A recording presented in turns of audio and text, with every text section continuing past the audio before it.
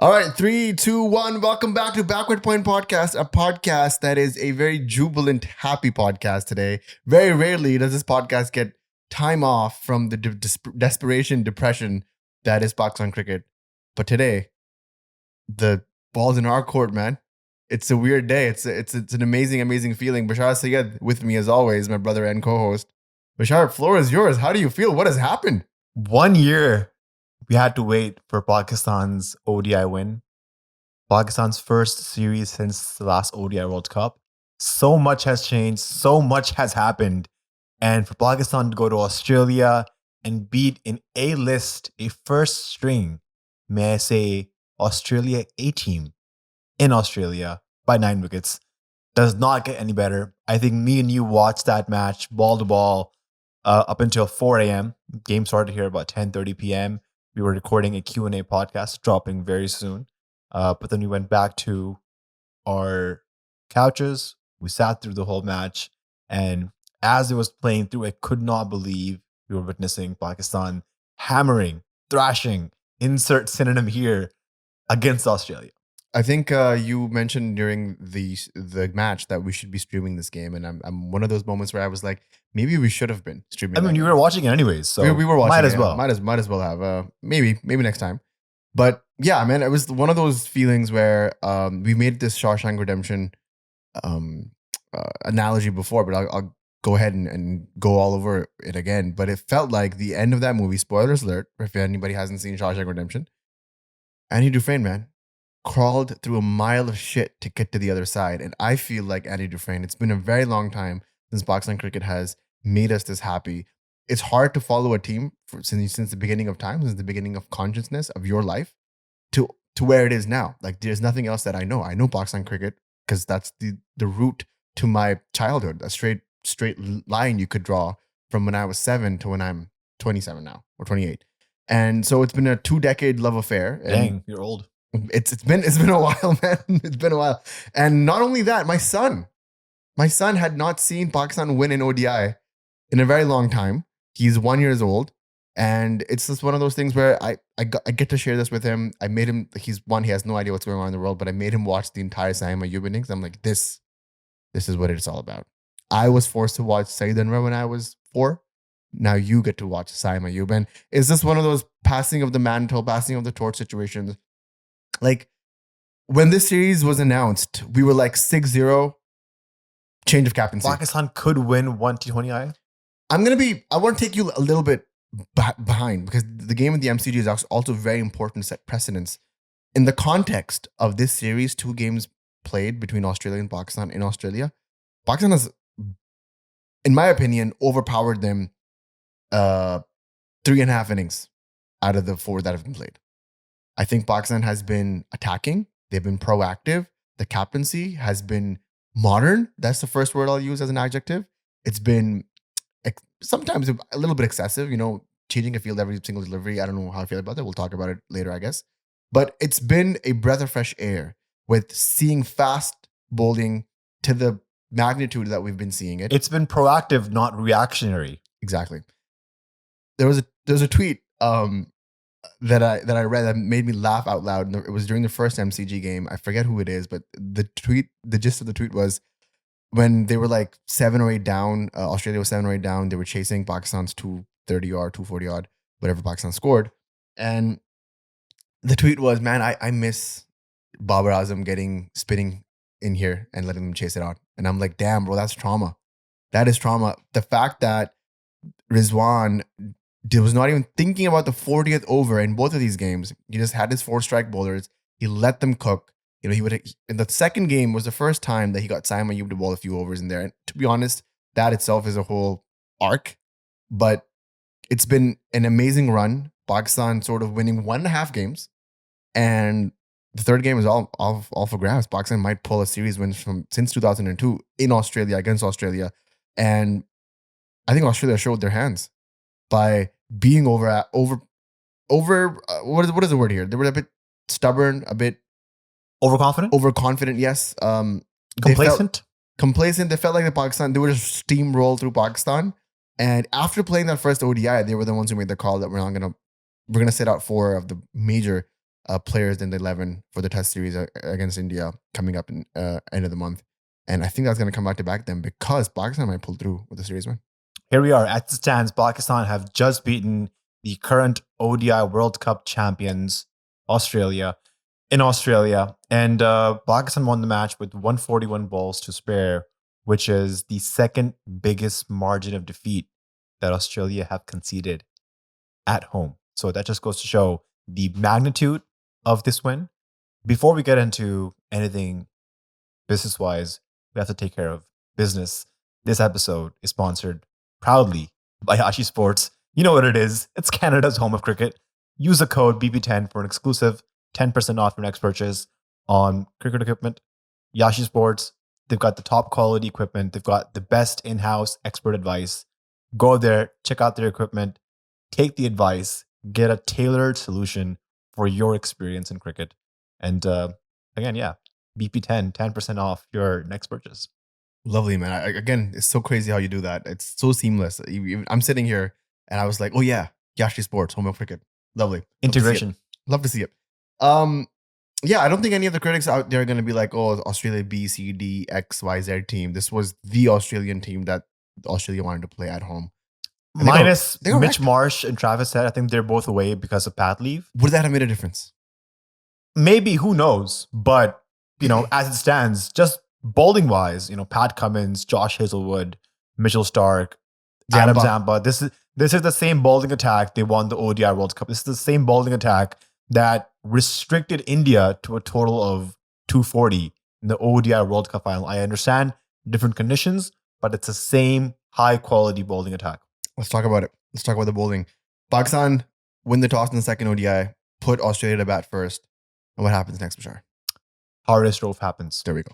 I mean, it starts off with a Shaheen Afridi signature in-swing LBW. Great to see Shaheen bowling good lines, good lengths. His pace isn't as up there. I think I was looking at a stat where it was showing the top speeds of every single Pakistan bowler. And I believe Haris Rauf was 146. Naseem Shah was 140. Hasnain was 140. And then Shaheen Shah was 136.6. So what's happened with our bowlers going to Australia, I was expecting them to bowl a lot quicker. But what I've heard from former players is that when we go to Australia, when we're new in Australia, our bodies aren't used to the soft grounds that are in Australia. Looking back, Khurram Shahzad, one of Pakistan's top domestic wicket takers, last year got injured there, lower back injury. Abrar got injured there. So I think it takes some time for your bodies to acclimatize running, bowling on Australian soil and pitches. I also think it's high time people stop comparing 2019 to 21 era Shaheen to this 2022 over. We're past that. We're past that. If you think that Shaheen's going to bring it back at 148 kilometers like he did against Australia in that semifinal in Dubai, I think you're just delusional at this point. We have to work with the Shaheen Afridi we have. I don't mind him bringing it back at 135 because he's still lethal. The ball that he bowled to McGurk. What is his even name? He has three names. Fraser McGurk. Jake Fraser McGurk. It was a stunner. And no credit, all credits to Shaheen, but a little bit of, I'm going to nitpick. No footwork from McGurk at all. That's something. his game. He sort of just stands there. Well, it's highly exposable, is what I'm trying to say. And Shaheen was the one who saw the opening, brought it back in. It was vintage Shaheen. Sure, he was maybe 5 to 7 clicks slower than he would have been in 2019 onwards. But I think if we put to rest the fact that Shaheen is gone, and this is new and improved in some way. I think what you meant by we should not expect the same Shaheen of 2019 to 2021. It's the same analogy where once you have a love marriage, it's been a few years since you've been married. Oftentimes, the wife expects the same acts of service, signs of affection by their husband that they used to show in the initial days of the wedding or before wedding time. But now, hold on. But now you've had a few kids. Life has hit you. The honeymoon phase is over, and you got to accept that those things might not happen. You might have a few date nights here and there, but yeah. Go back to Shaheen point that Shaheen is gone. We got to work with what we have left. How long have you been married for, buddy? Too long. Too long. And married to the game. I'm married to the game. That's what it is. Sold my soul. No, I think it's quite unfair for everybody to be like, why isn't he bowling 145 clicks regularly? I think What's the problem? It's like, is it his knee? He looks better. He looks fit. He's diving in the My ground. point is, whatever the problem is, if he can bowl like this and give us 2 or 3 wickets up front, and in the second spell he bowled, he only gave away 6 runs, And he was bowling like low 130s, high 120s. averaging 128 in his second spell. But he was maybe if he had that extra 10 clicks, he would have been more lethal. Maybe we took in a 5 before Haris Rauf. But at this stage, I gotta back my Shaheen, the one that I have, not the one that I wanted. And even somebody like Waqar Yunus couldn't come back 100% after his lower back injury that he got in the late 90s. He missed the 1992 World Cup because of that. And he was still lethal. He still took a lot of wickets, but maybe he took 50 to 100 less wickets than he would have if he was that late 80s, early 90s Waqar Yunus. And that's fine. You just treat your bowlers with respect. You give them leeway. You let them rehab. You take him in, take him out, use them in smart and short bursts like Rizwan did. And we'll talk about that as we progress along with the game. But I think people need to rest the fact that Shaheen is not bowling 145. It's over. A high 130 Shaheen is still lethal if used right. Absolutely. I think the story of this match has to be Haris Rauf. His incredible comeback, his what bowling he's been bowling. Since the last match, he took, I believe, 3 wickets, brought Pakistan back in the match, back-to-back wickets where he got Maxwell, also got Labuschagne. He's been owning Marnus Labuschagne this whole series. I think 2 wickets in 13 balls he's bowled to him. So terrific bowling. This just goes to show that Haris Rauf's experience in the BBL is really helping him on these pitches. He was one of Pakistan's best bowlers in 2022 when they went to play the T20 World Cup. Minus those 2 sixes by Virat Kohli, he was Pakistan's best bowler in that World Cup. And to see him back here, to see him just be confident, the few seasons he's played here for the Melbourne Stars has really helped him understand what lengths to bowl and how to use the pitch. And I think it's quite fitting that he came back in Australia to sort of produce his best, because if you go back 1 year and Wahab Riaz is sitting in a press conference and he's saying that as he's announcing Pakistan's team for Australia, the test squad, and he says that Pakistan will lose this series because Haris Rauf has made himself unavailable in the test squad. That to me was quite sad, because 4 years ago, Waqar Yunus was sitting in that same seat saying that because Mohammad Amir and Wahab Riaz have pulled out from the test tour, Pakistan will lose the test series. So Haris Rauf is then made sort of the sacrificial lamb before the series even starts. Come the PSL, and Haris Rauf dislocates his shoulder. There's chats of him being dropped from the central contract because he made himself unavailable for Pakistan. That's sort of, in a way, a blasphemy that he did. And for him to come back, do his rehab, still ball at 145 clicks, go back to Australia, the place where his performance in the Big Bash really put his name on the map. Look back at the 2019 and 20 Big Bash where he took a hat trick, 5 wickets. He was one of the highest wicket takers in the Big Bash. That validated the selectors to be like, okay, why is this guy performing in Australia in the Big Bash? He should be playing for Pakistan. They fly him out from Australia to Lahore. He debuts against Bangladesh. The rest is history. He has over 100 T20I wickets. And I think he's produced one of his best spells in his career in this match right here. No, totally. I think if you go, I love the way that you tied that journey together to where we are right now. The understanding of Haris Rauf among the masses was that he is quote unquote tapia. There's a few cricket commentators that love to throw that word around. And what's a tapia? A tapia is basically somebody who comes from a tape ball cricket background. Tape ball cricket is very prominent in that India-Pakistan subcontinent circuit, which is basically just a tennis ball wrapped in electrical tape. And then you just play that, and it's really fun. Like that's the cricket that we played when we grew up.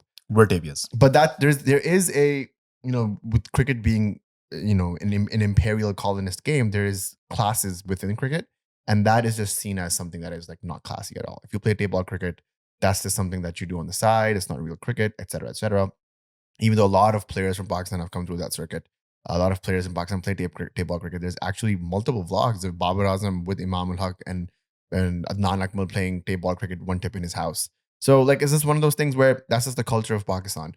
That is sort of looked down upon because that's the background that Haris Rauf comes from. He doesn't come from first class. He doesn't come from the system, quote unquote, that Pakistan hails so highly. So it's very easy to pull him down and be like, this is not even a legit bowler. This is just hype times X. But he's really worked on his game. And we've seen that multiple times. Let me tell you a stat, Bashar, that blew my mind. He has, in ODI cricket, excuse me, overall, he has 39 matches. He has 77 wickets, best figures 5 for 18, an average of 24.9, and an economy of 5.94 with a strike rate of 25.1. This, I believe the strike rate is the best strike rate with that many wickets in cricket, in ODI cricket. I'm not sure. I read the stat somewhere. Fact check me if you want, but I'm going to double down on that. I think he has the best strike rate in that. What's strike rate? 25.1. It puts 71 wickets. And I think I saw Mazhar Arshad say that. Yes, right here. Haris Rauf has 77 wickets in ODIs. Thank you, Mazhar Arshad, by the way. So Haris Rauf has 77 wickets in ODIs at a strike rate of 25.1, a wicket every 4.1 overs. No Pakistan bowler in history has more wickets at a better strike rate. Even his average is terrific, under 25 average. You know what's happened with Haris Rauf? His performance in the Asia Cup and the ODI World Cup has really given recency bias to the Pakistan fans. And so whenever you think of Haris Rauf, you think of those 2 sixes by Virat Kohli, which led to Pakistan losing the match. And then you look at the ODI World Cup where he was getting smashed right, left, center in that whole World Cup. So the ODI World Cup was in the year 2023. And in 2023, he played 22 ODI matches and he took 40 wickets. Best figures 5 for 18 again, and with an average of 27 and a strike rate of 26.8 with the economy of 6. But it's decent. But if you go in the ODI World Cup specifically, I think his economy was one of the worst. I think he conceded one of the most runs in that entire ODI World Cup, which just showed that you can say he wasn't bowling well. You can say that Babar may not have utilized him the best because he was bowling in the first 10 overs. He was more effective when he was bowling after the first power play. And then also it's a lack of support in the first spell from Hasnain and Shaheen Afridi. So yeah, just quickly, he played 2 tournaments in 2023. The Asia Cup, he played 4 matches. He took 9 wickets, best 4 for 19 at an average of 13, an economy of 4.8, and strike rate of 16, which is phenomenal, by the way. Phenomenal record there in the Asia Cup by our boy Haris Rauf. And in the World Cup, he played 9 matches. And then yeah, that's where you see the sort of the tail end. He gets hit for 533 runs in those 9 matches, 16 wickets, best 3 for 43. That's more runs than Babar Azam scored.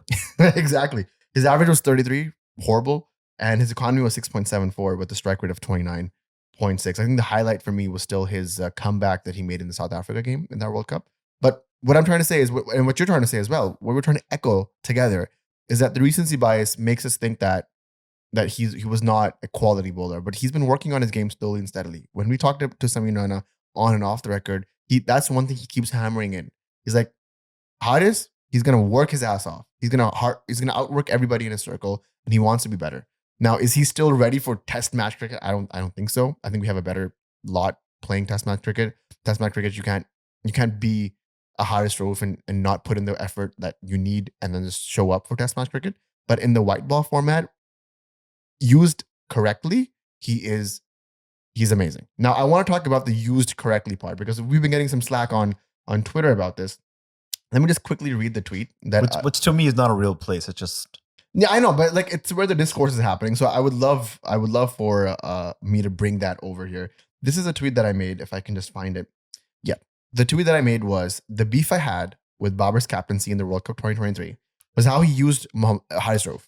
He would bowl him in the power play, and Haris Rauf would go for 15 plus in the start, and the rest of the innings would be Haris Rauf just catching up to the disastrous start that he got. Rizwan uses Rauf in short bursts with the field open and hunting for wickets. A lot of people have a lot of thoughts about this. One of the big counter arguments that I've heard is that Babar didn't have a third fast bowler, which I would push back and be like, he had Wasim Jr., he had Hasnain, he had Shaheen Afridi. There's a lot of ways to use this. If you figure it out in the first couple of games that Haris is going for runs, when you bring him in the power play, just don't bring him in the power play. But it felt like there was a script that captain in that World Cup had memorized and he was going to implement it no matter what. This, though, feels completely different. The way that Mohammad Rizwan uses Haris Rauf is the way that you use a sniper in when you're in combat. You use him effectively in the right areas against the right opponents. And Haris Rauf is the sniper for Pakistan cricket. He's the one who comes in when you need a wicket. And he gives you tail end numbered runs, and he gets you the wickets. He took 3 in MCG at very crucial times when this game was slipping away from Pakistan. And he took a 5-er here. He deserved that 5-er. He was bowling in the right channel, right lengths, hitting the deck hard, 145, moving it away, moving it in. It was just beautiful Pakistani bowling, something that we've sort of lost. The art of fast bowling, that's what we were known of. The Picasso of swing bowling, Shaheen Afridi, that's what we declared him back in the day. It just seemed kind of lost in the past couple of years and very muddy. I'm really glad that it's back. Haris drove 17 overs, 8 wickets for 96 runs in this across these 2 innings. I think it's a phenomenal comeback. I do think a caveat in that whole story is that Haris drove right now is bowling in Australia against Australia. So these conditions suit him. He's a lot better equipped here. I think once they go back to Pakistan with the flat pitches in Pindi and Lahore and Karachi, he might not be as effective. But the one thing for certain is that Haris drove right now is still Pakistan's fastest bowler that we have. I think he's up there with Mark Wood, Lockie Ferguson amongst the fastest bowlers in the world. So I'd love for him to just keep working on his fitness, keep bowling accurately. Last thing on the Haris Rauf thing, I agree with you that the Pakistan decks don't help him at all. But what I learned during this series and what I hopefully will continue in the third ODI is that if you just hit the right lengths in the right areas consistently, the wickets will come. The way that he set up Marnus Labuschagne, I urge everybody to check that out. That's a work of fast bowling masterclass. Wasim Akram will tell you that. Vicky will tell you that. Anybody, Gillespie will tell you that.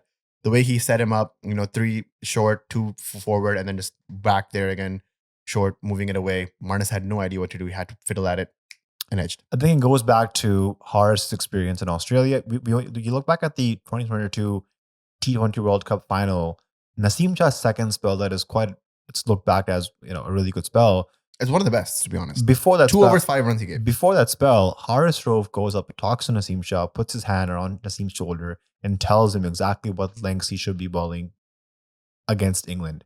So good to see Haris really using his experience. This was a vintage Pakistan fast bowling spell. Reminded me of the stuff that Shoaib Akhtar used to do back in the day. One of the last series that Pakistan won in Australia was in 2002. And one of the games Pakistan won was because of Shoaib Akhtar's spell in Brisbane, 5 for 25, getting wickets of Ricky Ponting, Damien Martin, Darren Lehman, just phenomenal fast bowling. He's bowling 150 clicks consistently. And like that's sort of the spells that Pakistan cricket is known for, where fast bowlers come in and they just steamroll through batting lineups. Just to refresh everybody's memory of that 2002 ODI series, Pakistan won the 3-match ODI series 2-1. The highest wicket takers were Shoaib Akhtar took 7 in the 2 games that he played at an average of 7.85 lethal. Second number, Shaheen Afridi took 6 in an innings of 3. And highest run scorer for Pakistan, Yunus Khan? Imran Nazir. Wow. Scored 111, averaged 55 in 3 innings. I think the other match Pakistan won, Yunus Khan was the man of the match. Please fact check me, but I think... So Pakistan lost the first ODI and then won the next 2. One of the games, the man of the match was Yunus Khan. He scored 56 off 76 deliveries against a bowling attack that consisted of Glenn McGrath, Brett Lee, Shane Watson, Shane Warne, and then Darren Lehman also rolled his arm over, took a wicket as well. Just one of those things where it's been a very long time since that's happened. We're on the brink of another series victory with a whole new lot. This is a lot that carried Pakistan for the next 20 years of cricket, literally. And yeah, we're at the brink of another generation making that leap over, and I'm really happy about that. This is Pakistan's first ODI win in Australia against Australia since 2017. Last time they won was the second ODI in 2017 at the MCG. And if I just go through that playing 11, you'll be like, wow, it's been a while. Okay, so Mohammad Hafiz was the captain. Sharjeel Khan, Babar Azam, Asad Shafiq, Shoaib Malik, Umar Akmal, Mohammad Rizwan, Imad Wasim, Mohammad Amir, Hassan Ali, Junaid Khan. Only 2 of those guys are in this team. Asad Shafiq is in the dressing room, but not in the team. Also in the hearts. Also in the hearts. Because Wasim Bhai keeps calling Abdullah Shafiq, Asad Shafiq. We'll come back to Wasim Bhai. He's been a legend on the comms. Yeah, I love him, man. I love that he gets some happiness in the comms, because after his tirade against Pakistan in that Pakistan versus India game in the USA, I thought he was never going to get a gig again. But here he is, just making us smile. That's a villain laugh. Yo, Wasim in the comments, I love it. He's horrible. Like, he's horrible. One thing you told me was that it feels like Wasim just comes in straight from his house, no prep work, sits in the thing, wears the headset. What's going on, guys? Here we go. Yeah, back in the day, my team, Imran Khan. But it's just like, he's just so much fun.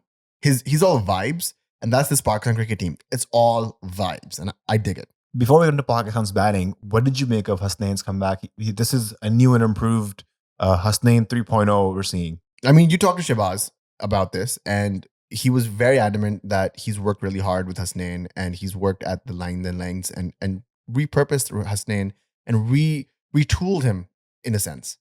And we could see that. The first game that he was back in the first match against Australia at the MCG, firstly, the fact that you put Hasnain against Australia in Australia, you're setting him up for failure. But it's the same place where his action was banned a couple of years ago. Exactly. So there's a lot of things going on psychologically and just the way that the game is being played out. I don't think you should do that to your players. You know, KG getting a debut in But also Hasnain is the informed bowler, so why not? I just think my argument is not why not. My argument is that you should probably, if you want to give your bowlers confidence, you set them up for success and not failure. It felt like putting KG in there, Saim in there, and Hasnain in there. If they didn't perform in this series, which the likelihood was that Pakistan shouldn't have won the second game and shouldn't have gone the first game that close and should not win the third game, even though Australia's going to play their quote unquote B side. They should not be winning these games. But the fact that they're pulling it through is just a miracle on itself. The fact is that the management is not setting these players up for success. But Hasnain comes in, first game, balls his heart out. I think he was a bit rusty. I think he was a bit nervous. Second game, confidence galore.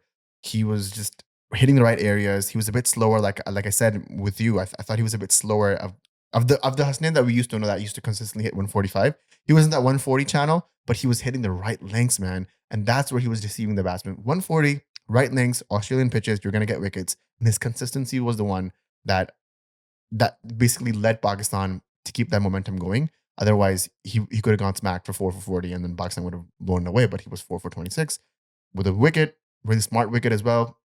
All praises for him. The Mohammad Hasnain I remember before this series and his recent comeback is I would always compare Mohammad Hasnain with Mohammad Sami, who used to be an express pace fast bowler from Karachi. Those who know. The thing with Mohammad Sami was that he was an incredible bowler with extreme pace, somebody who would effortlessly bowl 150 clicks. But Mohammad Sami's problem was that he was wayward. One ball offside, one ball leg side, one ball short, one ball Yorker. And there was just never any consistency in Mohammad Sami's bowling. So that's how I would akin Hasnain's bowling to in his first phase of his career. But now that he's back, the first thing that I notice is that Hasnain's run-up is a lot shorter and he looks a lot more in control with where he is bowling. Exactly the things we discussed with Shabazz Chaudhry, his coach that he worked with at the Pace Fast Lab. bowling clinic. The Pace Lab. Yeah. And I think what he realized at the Pace Lab is that he is bowling same pace with a shorter run-up, but he has more time on the crease to gather himself and bowl the ball exactly where he wants to. And I noticed this, as fast bowlers age, they shorten the run-up. Wasim Akram has famously said that he used to work with Imran Khan back in the day, the great Imran Khan back in the day. And he realized one day practicing that his pace is the same if he's bowling with a shorter run-up. So that's when he realized he should just go for a shorter run-up, conserve his energy. He's bowling at the same pace. I noticed the same thing with Roman Reis in Islamabad United.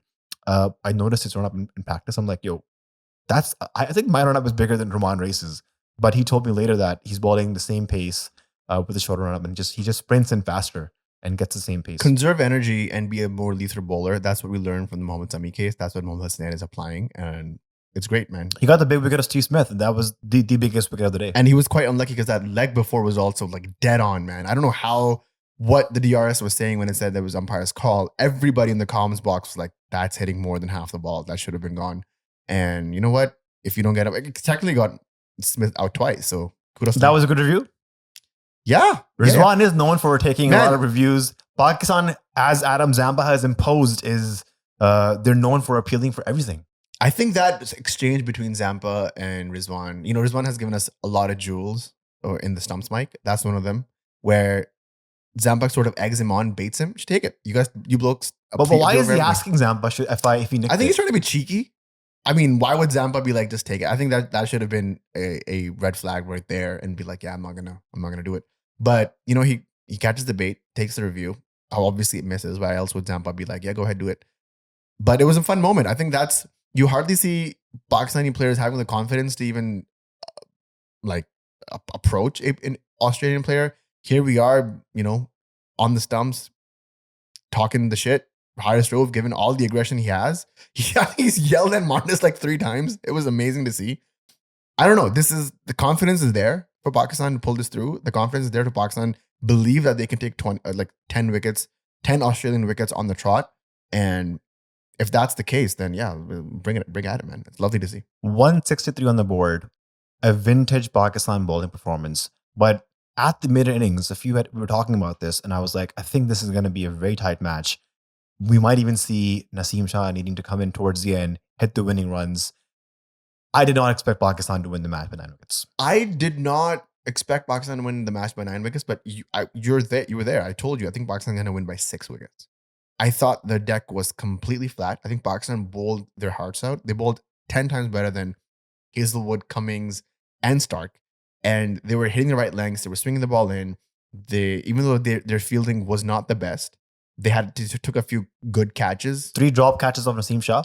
That's a whole other conspiracy. A couple of dollies by Shaheen on the boundary, and then Rizwan, who was about to take his 7th cat that would have broken the world record. Yeah, would have broken the world record. But I just think Pakistan outplayed Australia here. That's where their bowling was so effective, was because they had the vigor, they had the pace battery, and the captaincy was relentless. Rizwan never let Australia run away with the game. Rizwan wanted Australia to choke, and he kept bowling his 4 premier bowlers. At one point, he thought that the game would go deeper, but as soon as the wickets started falling, he took Saim off. And he was like, I'm going to finish these guys off. Because one thing that we are not addressing is that Rizwan is the new captain, but he takes a long time to set these fields, man. Pakistan at one point was 15 minutes behind the overrate. The innings. Yes. Counter. And if Pakistan don't bowl them out, what happens? They get a penalty or something? There's a penalty, yeah. I think Pakistan actually loses overs. Because that happened to be the summer where we were playing a T20 match. We play at the night, and so the lights turn off at about 11:15. So it's a very, very short time to get in all the overs. And I think I was an over behind. And what happened is that we chased the total in 1 over less. Yeah, we had to do that. So that we win one of those situations. But he's a new captain. We give him time to figure it out. He's also very emotional, a little bit. I've never seen Rizwan be that emotional. A little hyperactive. Very pumped. Very pumped. He needs to calm down just a smidge. It reminds me of the Sarfraz era, but I don't think I'm allowed to say that out loud anymore. But it's just one of those things where the bowling did its job and they outclassed Australian bowling at home.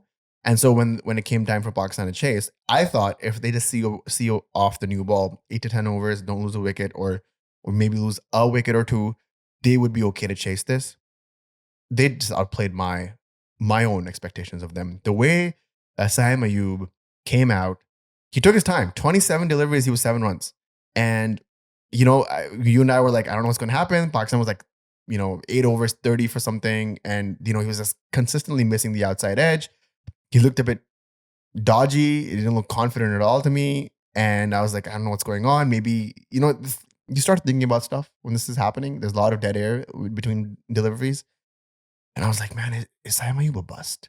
Is this what we've been, preaching? The Karachi agenda? Is this all for nothing? And then he just lets it go, man. He just lets it go. And I kid you not, the patriotism in me that has been dead for so long, especially because you live in Canada, it's frozen half the year. And the other half, the Pakistan doesn't give you the chance to reignite that patriotism. Man, oh my God, bleeding green. I was bleeding all the colors of Karachi. I felt like I was in Gulistan and Johor celebrating the rise and the arrival of Saim Ayub, something that we've known for a very long time, something that we've been hearing for a very long time. People talk about this. He's the next generational talent. Amr Naqvi on this podcast had a whole 8-minute rant about how amazing Saim Ayub is and how he doesn't deserve Pakistan cricket. We hear about all these things. These are myths and legends. And then you see the act at 4K with Fox Cricket producing the cricket, the no-look shot, the pickup shot, the down-the-ground shot, coming out for Zampa. I was losing my mind. There's something about Pakistan fast bowling that is just innately pleasurable. But something about a left-handed Pakistani batsman hitting Australian bowling attacks down the ground and out of the park, that 160 hit, that 160 Saim Ayub hit, flick shot to start for 100-meter 6 over fine leg, I will think about that shot every single day of my life for at least the next year. That was one of the best things I've seen. Harris Jove's 5 for at one end of the spectrum, but Saim Ayub's 82 just blows everything out of the water. This might be my Karachi agenda speaking. This might be my Karachi bias speaking. I love when Karachi players thrive. It feels like I am, a surrogate there. But it was pure bliss for me, pure happiness. It was 3:25 a.m. and I was screaming on the top of my lungs. You were there with me. And it was just a wonderful night. Thank you, Saim Ayub, for rejuvenating my love for cricket, rejuvenating my love for Pakistan cricket, and bringing me this much closer to elation. If you watch Dune, in Dune there is the concept of Lisan al-Ghaib, the promised one. And for a long time, Pakistan fans have been dreaming of a top order left-handed batsman could come in and really play the strokes. And Saim Ayub, for the longest time, has been hinted as that one that's going to be coming, the promised prince. And we've seen signs of him playing in the PSL for Peshawar Zulmi. We've seen a few cameos from him in international cricket. But this was the innings that I believe will really solidify his place, give him the confidence that he needs at the international level. And to smash bowlers like Stark, Cummins, Hazelwood, Adam Zampa, I heard him in the post-match and he said that he wasn't really facing the bowlers. He was facing the ball coming out of the hand. And that is the mindset we need. A lot of the times when Pakistani players face up against India, Australia, England, they're not playing the teams. They're playing Ben Stokes. They're playing Virat Kohli. They're playing against Rohit Sharma or Steve Smith. This time I felt like Saim Ayub was playing against the ball. It was just him. It was the ground. It was Adelaide Oval. And he was making the bat talk. A lot of criticism on him for playing the no-look shot. And people, when he doesn't play that shot, say that, oh, why isn't Saim Ayub playing the no-look shot? But when he plays that shot and gets out, he gets immense amount of trolling on social media. So how do you expect Saim Ayub to then go out there and then try that shot again when he knows that if there's a fear of failure, if he plays a shot that gets out, he's going to be trolled all over the place? Waz, definitely having a time of his life at the comms box, made a very articulate observation of how much trolling he does get for that no-look shot. He brought it up at the comms box. He's like, these people have no lives. At one point, Wasim was like, there's a fake Saeed Anwar account on Twitter. It has a blue check. Don't follow him. That's not Saeed Anwar. And I'm like, what is happening here? But in one of those chaotic moments, Wasim was like, he gets trolled for the shot. He's playing the shot. If he doesn't play the shot in international cricket with confidence, he's gonna lose it. And I am of the opinion that he should keep playing it. Forget the trollers; they're gonna be there no matter what. And you know what, Waz? Words of wisdom, man, because he didn't play it once or twice. He played it 3 times. The pickup shot, the no-look shot, whatever you want to call it, it was beautiful to see. And again, kudos to Fox Cricket, man. Their coverage has been immaculate.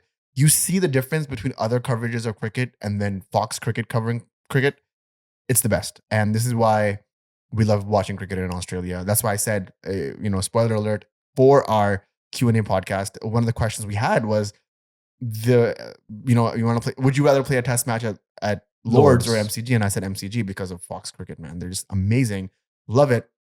And yeah, Saim Ayub regained my expectations and my motivations for this cricket game. And I think if he is in that form that he was, sublime form, Pakistan bring the series home. 6 sixes in his innings. This is only the second Pakistani to do it in an ODI in Australia. The second most sixes by a Pakistani batsman against Australia is Naseem Shah in the first ODI. So third most is Shaheen Afridi. Ridiculous numbers, if you ask me. And I think at one point, I was a bit pissed that Saim Ayub did not score a century because he was 82 runs and then Pakistan needed like 40 runs to win.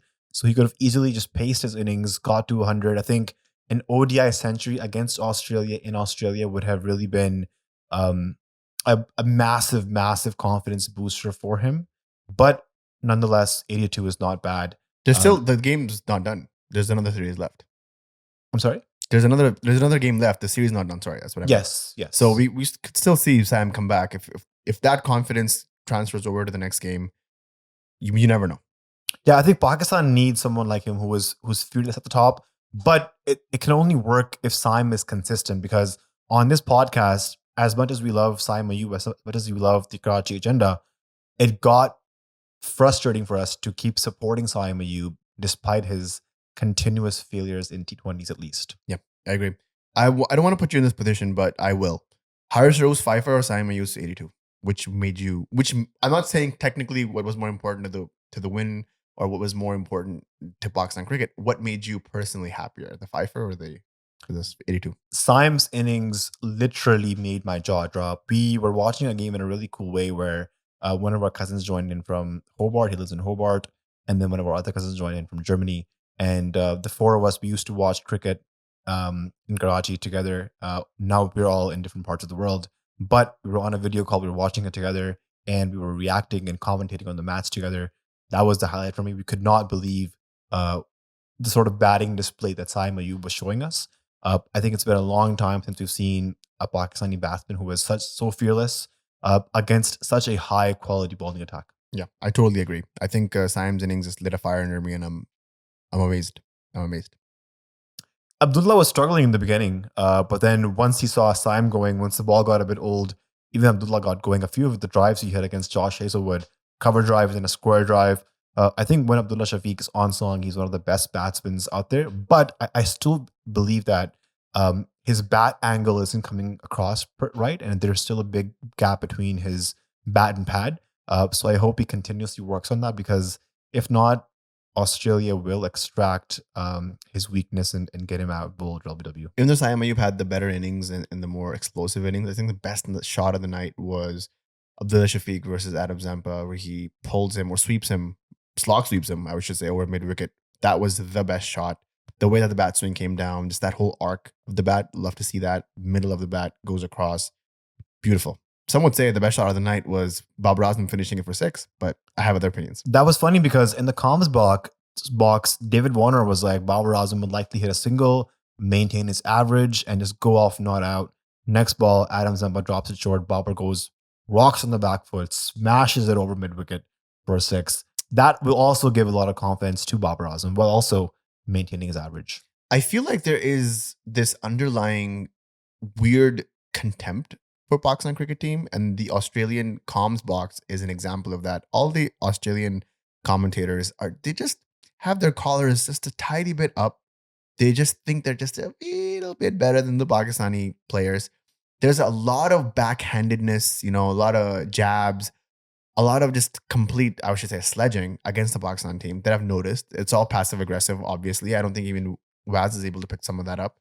There was another moment where they were joking about how Shaheen Afridi is not a genuine number 8. Like Wasim was like, he bats, man. He this is something he's been working on. Him and Asim go in the nets, they bat. Shaheen is a genuine number 8. And I think it was Gilly, whoever it was like, I don't know about that. Shaheen goes down the ground, hits Starkey back for a 6. Or whoever it was. I think it was Starkey. And they just lose their minds. Like, hey, what is this? So I think the underdog nature of Pakistan is working for them, but it is quite unnerving. And sometimes it's complete annoying for me to hear these stuff coming from the comments box. In their defense, when they look at Pakistan Cricket Board from the outside, it really is a joke. Like Gary Kirsten, one of the household names in the world of coaching, resigns 4 months into the job. When did that happen? Where he signed a 2-year contract. That felt like 3 months ago, by the way. Selectors changing, chairman's changing, coaches changing, captains going in and out. So from the outside, it probably looks like there's a lot going on. And I think if Pakistan cricket doesn't take itself seriously, you can't expect other world commentators to take them seriously. But Michael Vaughan should know better. He just saw Pakistan trash England at home 2-1. So he should know better. I guess Australia haven't seen Pakistan play in a really long time, maybe since last year. But it just rubbed me the wrong way. And I'm glad Pakistan is answering to all those critics in the most positive way possible, which is by winning games. So here we are. The series on the line. And here's what's interesting. Australia has rested their main players for the third ODI. Here's the name of the players who are not playing the third ODI match. Pat Cummins, Stephen Smith, Josh Hazelwood, Mitchell Stark, Marnus Labuschagne. A lot of these guys are resting to prepare for the Border Gavaskar Trophy coming up against India. Pat Cummins is going home, taking a week off. He's going to start bowling, then join the test camp. So all of his focus will be on the test series coming up. This, for a lot of Pakistanis, is an alien concept, workload management, resting players. But Australia made the call before the second ODI. I think they were overconfident and they were thinking that they would just 2-0 the series, win it, and then let the young guns come in and take over for the third match. But as it stands, Pakistan is 1-1. They've been quite competitive this series, and I think for all money, the third ODI is up for grabs. This series is up for grabs for Pakistan against a B-string Australian team. Yeah, I totally agree with you. I think this is the best chance for Pakistan to seal this. I just wish that Pakistan had sealed the game in the first ODI in MCG, and Pakistan would have had a chance to clean sweep the series. But maybe I'm jumping ahead of the gun. Maybe I'm being a little bit too over optimistic. I do tend to do that sometimes. But as it stands right now, the series is on the line, and boy, are we ready to clinch this victory. I think with Pakistan beating England 2-1 at home, and if Pakistan secures this series 2-1 in Australia against Australia, it's going to be one of the best comebacks in a very long time since Pakistan cricket. This Pakistan team looks very good to me, but I would like to see a wicket-taking spinner somewhere in the middle. Maybe Saim Ayub, maybe if you're trying to, groom new players, get Wasim Akram in there, get Arfat bin Haas up in there. But where? Like these pitches, well, you can't get them up in Perth. Perth, there's talks of even dropping KG and getting Amr Perth Jamal. is a drop-in pitch. It's not the same old whacker pitch that you used to get back in the day. This is the Optus Stadium. It's a drop-in pitch. Yes, the soil is still Australian, so it's going to be bouncy and whatnot. But I'm just saying, like in the long run, if you're looking at Pakistan's ODI team, we still need a wicket-taking option in the middle. Like if you can't rely on Saim Ayub to come in and ball finger spin, even though he's good. All I'm gonna say is that the second delivery he bowled middle off and it turned and it missed the outside edge. And I was just looking at you and you were looking at me. I was like, what just happened? Saim Mendes, man. Let it happen. Let the guy cook. I'm genuinely saying him and Saman Yaga, if you let them cook a little bit, get them a bit more refined, make them work on their skill, those are a couple of assets to be there. Sachin Tendulkar was known to be what Saim Ayub is kind of doing here in Pakistan cricket. He would turn the ball both ways, and he has almost 100 plus wickets in ODI cricket. So why not have an asset like that in your team? That's all I'm saying. Yeah. Definitely go for that genuine spinner. But if you can get 5 off of Salman, 5 off of Saim in an ODI match, why not do that? I would also even put Amr Jamal in there. Again, I'm all for having some batting depth. Would you play Amr Jamal in Perth? Put KG out? Well, I think right now the combination is working pretty good, so I wouldn't change the team. But if I had to, I would take Hasnain out and I would put Amr Jamal in. Take Hasnain out? I would take Hasnain out, put Amr Jamal in, get some more batting depth in the team. No, I would disagree. I think that's very defensive approach. I don't think Rizwan wants to go I think for that. You're underrating how good of a bowler Amr Jamal is. I'm not underrating that at all. I would put Amr Jamal in, but I would take KG out. I would take a genuine batsman and put Amr Jamal in and let them cook. Because what? Naseem has a 40 in this series. Shaheen can whack a few. Your lower order is stacked with an older ball. You could come in and get a few good runs from them. And if you bat first, you have all the opportunity to make it count. In this last segment of the podcast, I'd like to just dedicate this to Wasim Akram, his commentary. I think we're quite lucky and fortunate to be hearing him in the comms box. In the first ODI, I made a tweet saying, quote this tweet with things that Wasim Akram says while in the comms box. And we got some really interesting remarks. And I'd love to share some of these with you guys. If I can just find the tweet, I will get to it.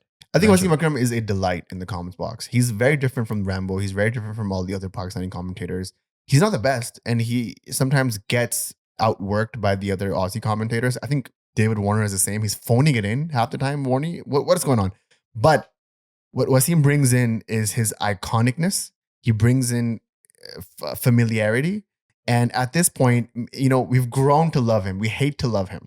And with Wasim's, it's like, when Wasim was in the comments box, you can expect greatest hits, right? And I would love for you to tell me what those hits are. There's a few things that he keeps saying, and whenever he says it, it makes me laugh. It makes everybody laugh.